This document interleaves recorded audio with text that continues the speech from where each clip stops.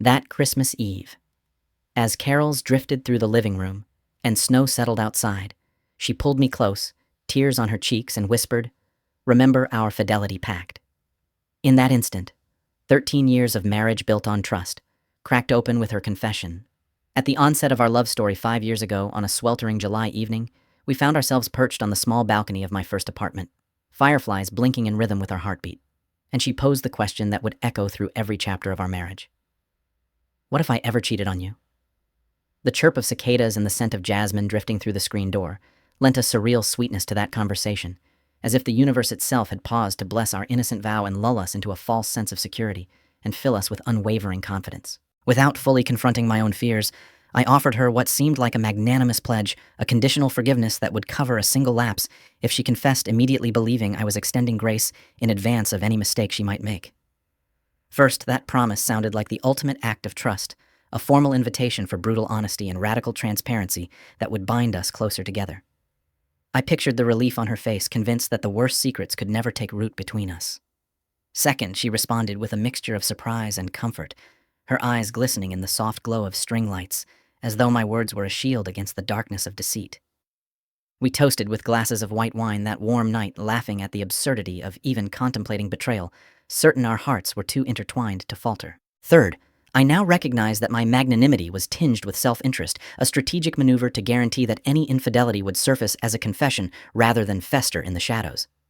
I convinced myself I was paving a path of vulnerability, when in reality, I was constructing a trap, an emotional mousetrap disguised as compassion, designed to ensnare her truth for my own peace of mind.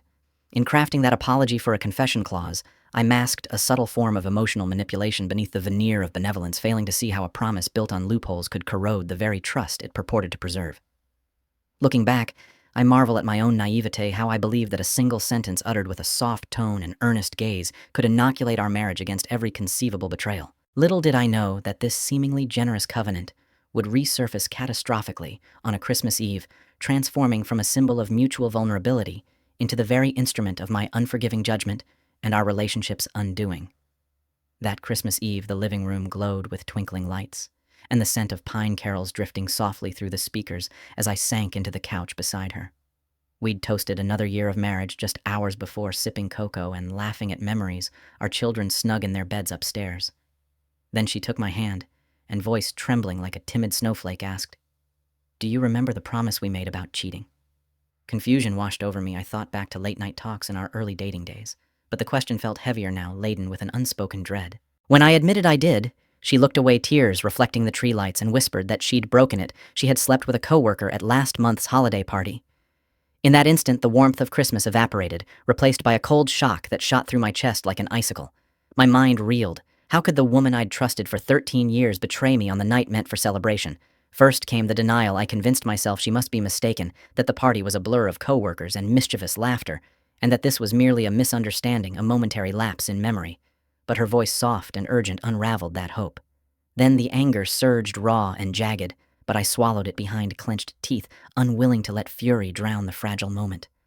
My heart pounded like distant sleigh bells gone awry, each beat echoing the weight of her confession. As the snow fell gently outside, I searched her eyes for remorse, for the same sincerity I'd once offered when I'd lied about forgiveness. Instead, I found only regret and fear. In that hush, our living room, once a haven of sentimental ornaments and family laughter, became an arena of broken vows. I felt betrayal twist within me, a silent chorus of distrust rising in my mind. Yet beneath the raw pain, a flicker of something darker emerged, the memory of my own words, the promise I'd used as a safety net for her honesty, now feeling like a cruel trap that held no forgiveness. The room spun as I realized our cozy traditions and stolen kisses beneath the mistletoe couldn't mask the gulf that had opened between us. That confession didn't just shatter our holiday calm, it shattered the foundation of trust we'd spent years building.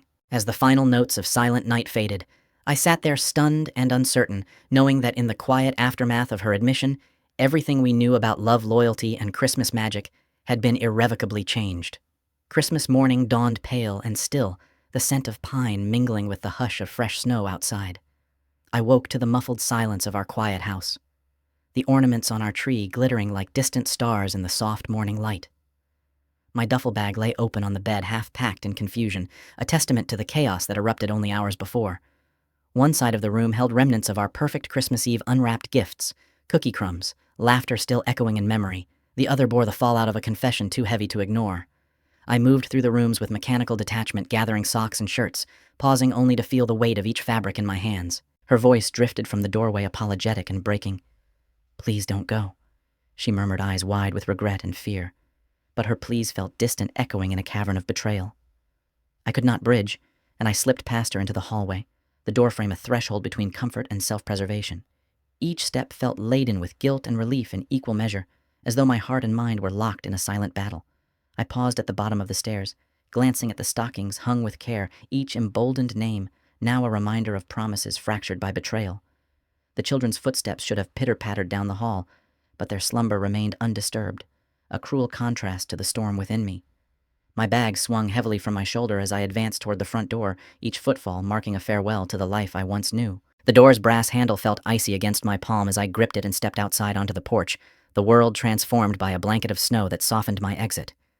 The cold air burned my lungs as I inhaled sharply, and I zipped my coat against the wind, the chill mirroring the emptiness inside. Despite the heartbreak driving me out, I felt an odd clarity, as though purpose only emerges when illusions crumble completely. I locked the door behind me, the click final and resonant, severing the fragile thread that had bound me to our shared home. Breath visible in the frosty air, I watched the house recede as I crossed the yard, each step a ghostly echo beneath my boots. As I drove away, the taillights of our home dwindled in the rearview mirror, the road stretching empty beneath overcast skies.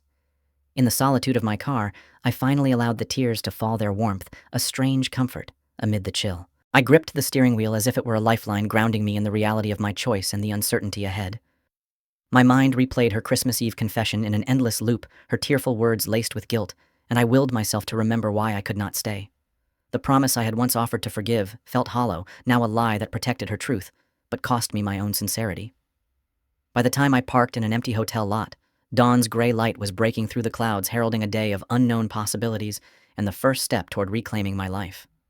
The morning after my Christmas morning departure, I found myself sitting in a quiet diner booth, the muted hum of breakfast chatter and the clatter of coffee cups providing a strange comfort against the turmoil inside me. She slid into the seat opposite, her eyes rimmed red but determined, the remains of last night's ornaments still sparkling in the corner of her gaze like an accusation. "Do you remember what you said on our balcony 5 years ago?" she asked, voice low but firm, stirring her coffee, as though it could drown the weight of that old promise. I looked at her across the formica table, the vinyl seat creaking beneath her, and nodded slowly. "You said if I ever cheated, I had to tell you immediately," she reminded me, exhaling a breath that seemed to carry the ghosts of our younger selves. 3 Christmas seasons ago, under the glow of string lights and soft laughter, I had extended that conditional olive branch, feigning magnanimity to coax out the truth of her heart. Now her confession hung between us like a shattered ornament, jagged and brilliant in its finality. I studied the rim of my coffee mug, the steam curling upward in hesitant spirals, before I let out a short, hollow laugh. "I remember," I said, and she flinched as though my words had struck her. But I never meant it. Her hand trembled as it reached for mine, then hesitated, suspended in the space where trust used to live. I met her gaze, steady and unblinking, knowing I was exposing the blueprint of my own manipulation. I said, "I could forgive one slip only so you'd confess. Not because I planned to forgive," I confessed, my voice barely more than a whisper lost amid the din of Sunday morning diners. The pain in her eyes was sharp and unwavering pain, fueled by betrayal, not just of our marriage, but of the sanctity of what we vowed under summer stars. She closed her eyes, leaning back as though to shield herself from the truth of my motives. "That was cruel," she said, voice cracking. "You used my honesty as a weapon." I flinched at the weight of her words, but I stood by my reasoning. Honesty was the cornerstone of any lasting relationship, and I believed the only way to preserve our vows was to construct a net to catch her lies. Yet hearing how that net had felt like a trap tore at the very fiber of my integrity. Around us, holiday specials played on wall-mounted TVs, and the faint scent of peppermint pancakes drifted by, ridiculous reminders of celebration in the midst of our reckoning. In that diner booth, beneath the banner of comfort food and community cheer, we dismantled the myth of our early innocence. I acknowledged that a promise secured with deception was no promise at all, and she admitted that my demand for truth, though rooted in love, had eroded her trust. We sat in that fragile truce, sipping coffee that had long since gone cold, realizing that to move forward, we would have to rebuild our vows from a foundation of genuine intention rather than strategic concession. That afternoon, I found myself alone in the quiet of my home office.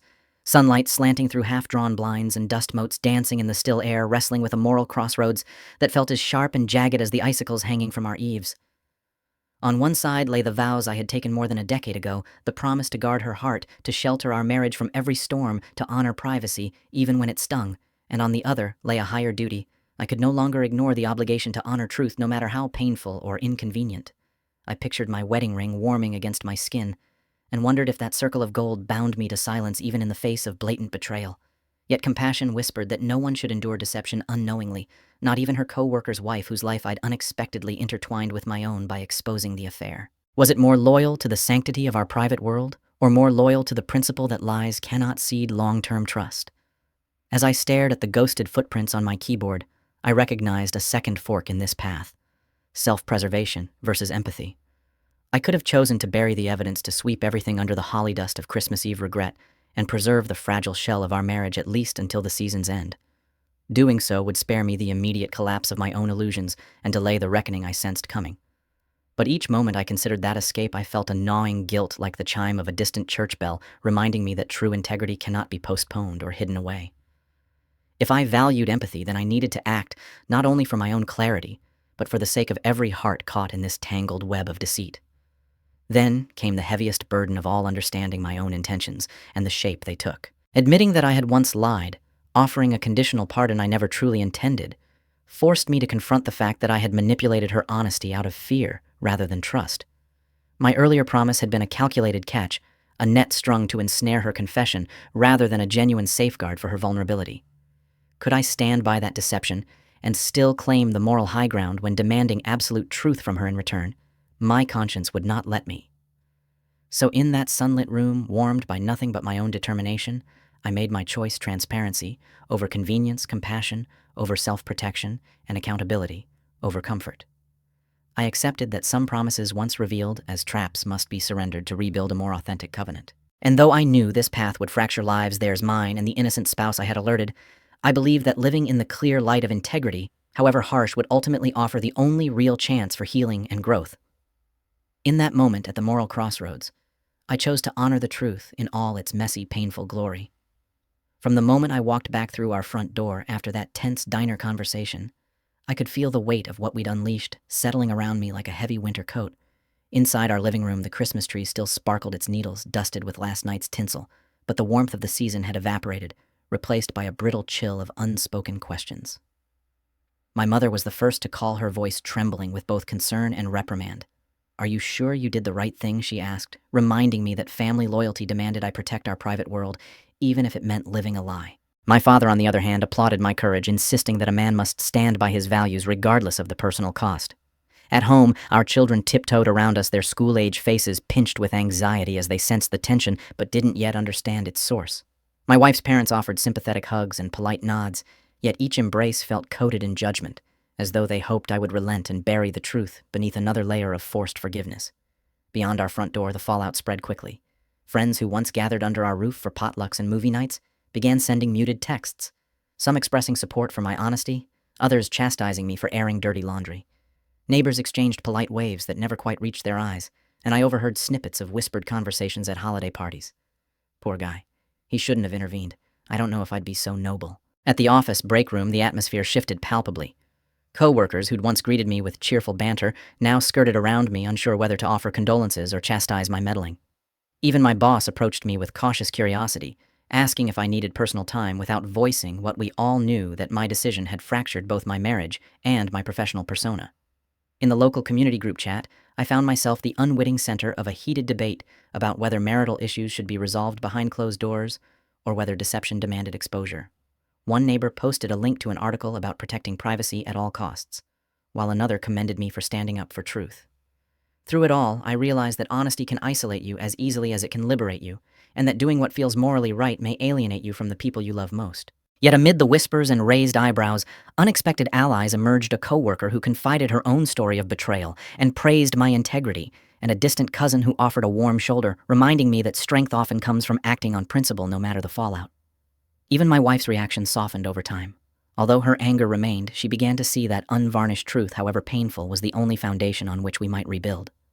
By the time I realized how far the ripples of our Christmas Eve confession had spread, I understood that our private choices inevitably become public currency, and that the price of truth includes not only shattered trust at home, but also the cautious distance of a community forced to reckon with its own complicity and deception. By New Year's Eve, I found myself standing alone in the snow-dusted driveway of the house I once called ours, each breath visible in the cold winter air, as my heart wrestled with two impossible choices, divorce or forgiveness.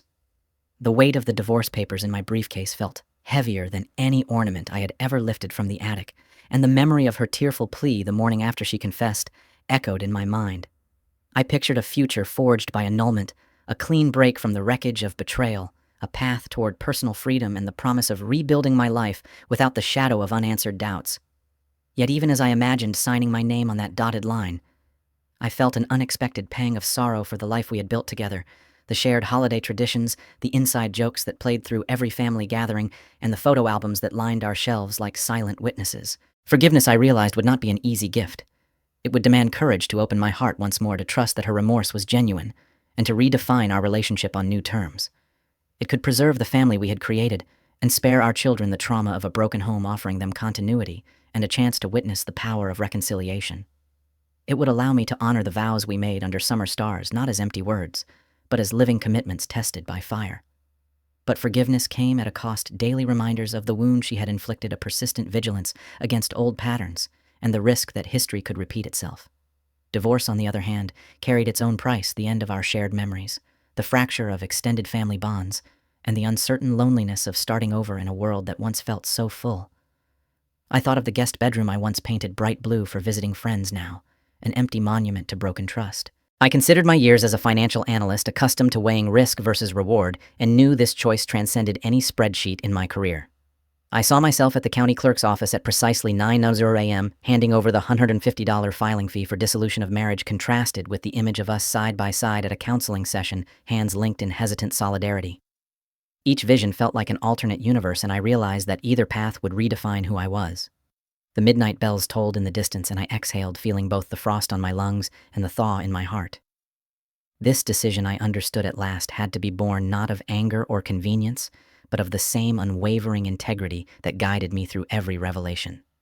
And so, as the new year dawned, I resolved to choose forgiveness first, to open the door to healing, yet remain prepared to walk away if trust could not be rebuilt. In the months after I chose to give our marriage one more chance, I discovered that rebuilding my identity meant first reclaiming the space between who I'd been and who I wanted to become. I started by scheduling weekly therapy sessions with a licensed counselor, driving 20 miles each Tuesday morning, rain or shine, to sit in a leather chair and unpack the tangled emotions of betrayal, guilt, anger, and hope. Therapy taught me to name my feelings without judgment and to notice old patterns like expecting perfection or using control as a shield, so I could consciously set them aside. At home, I resurrected my neglected journal, its pages dusty from disuse, and began writing 3 pages every night before bed. First, a rundown of my day, then a stream of raw emotions, and finally 3 things I was grateful for, no matter how small. Over time, the pen in my hand became a compass, guiding me through the fog of uncertainty. I also sought out activities that reminded me who I was before marriage defined my routine. On weekends, I returned to the local climbing gym, chalking my hands and testing my strength on routes I'd abandoned years ago. Hoisting myself up walls reminded me that progress happens hold by hold, not all at once. I dusted off my guitar and relearned chords to songs I loved in college, filling my living room with melody and rediscovering the simple joy of creation. Once a month, I joined a group ride with fellow cyclists, pedaling 20 to 30 miles through oak-lined country roads, wind pushing against my face, each revolution of the wheel propelling me further from my old self. Friends I'd lost touch with reached out when I shared my journey. An old roommate invited me to her pottery class, where I shaped clay into imperfect cups and bowls, learning that beauty often comes from embracing flaws. My sister and I launched a monthly book club for 2. She picked a title, I made coffee in my 12-ounce Chemex, and we traded insights into stories of resilience. Through these connections, I forged a new community that celebrated authenticity rather than convenience. At work, I set firm boundaries around my time, turning off email notifications after 5 o'clock and blocking out at least 1 hour each afternoon for deep focus or a walk around the park, reminding myself that productivity shouldn't come at the expense of well-being. I volunteered at a local women's shelter twice a month, serving meals and listening to stories of survival that humbled me and reinforced my commitment to empathy. Each small routine therapy drives, journaling by lamplight, climbing wall victories, pedal strokes down winding roads wove together into a tapestry of self-discovery. I wasn't simply the husband who confronted his wife. I was a man learning to stand on his own 2 feet again, guided by integrity, creativity, and compassion. And as I closed each journal entry with the line, "I am more than my mistakes," I felt the distance between past and present shrink, replaced by a clear vision of the person I'd chosen to become. Today, as I sit in early morning light reflecting on how far I've come, I feel a sense of peace that seemed unreachable amid the wreckage of that fateful Christmas Eve confession. What began as a fracture in trust evolved into a catalyst for self-discovery, teaching me integrity often demands the hardest choices and growth can emerge from even the darkest betrayals. Through therapy drives across town, nightly journal entries, and returning to passions I had shelved years ago, rock climbing, cycling roads, and strumming guitar chords, I rebuilt not only my routines, but a deeper faith in my authentic self. I learned forgiveness, whether of another or of myself, is not a single act, but an ongoing commitment to compassion and honesty. I found setting boundaries around my time and emotions allowed space for healing. I discovered belonging doesn't come from avoiding pain, but from embracing vulnerability and choosing to show up again and again for myself and those I care about. If you've ever faced the agony of betrayal or the fear of standing alone in your truth, I'd love to hear how you rebuilt your life and what lessons carried you forward. Share your story in the comments below. If this journey resonated, please like this video, subscribe for more stories of resilience, and tap the bell so you don't miss our next video on finding strength in adversity. Thank you for watching, and remember, your hardest trial can become your greatest triumph. Stay strong and keep believing in yourself.